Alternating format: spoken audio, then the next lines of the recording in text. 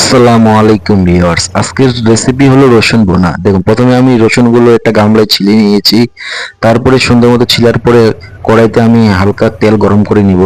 গরম করার পরে হালকা একটু হলুদ গুঁড়ো দিব যাতে রং আসে।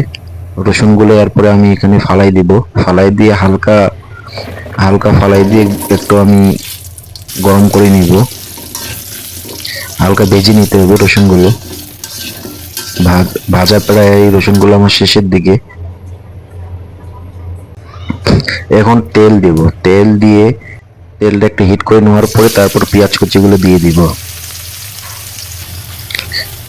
এবার থেকে কিন্তু মূল রেসিপি শুরু, আপনারা সবাই মনোযোগ দিয়ে দেখবেন। এরপরে আমি রসুন বাটা দিচ্ছি 1 চামচ, দিয়ে সুন্দর মতো একটু নাড়তে হবে। তারপরে একবারই টমেটো কুচি দিচ্ছি। টমেটো কুচি দেওয়ার পরে সুন্দর মতো নাড়াই নিতে হবে। তারপর আমি এখানে হলুদ অ্যাড করতেছি। তারপর এখানে ধনে গুঁড়ো 1 চামচ, তারপর মরিচ গুঁড়ো 1 চামচ। সুন্দর মতো মশলাটাকে নাড়াই নিতে হবে।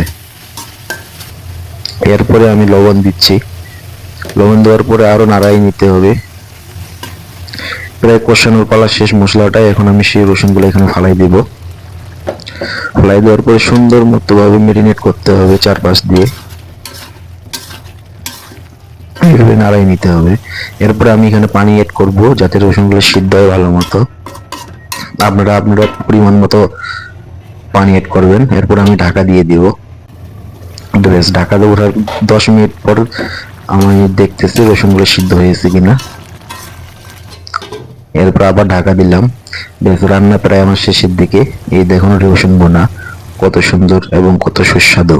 আপনার যদি ভিডিওটা ভালো লাগে আপনারা অবশ্যই এইভাবে ট্রাই করবেন এবং সাবস্ক্রাইব করে পাশে থাকবেন। ধন্যবাদ।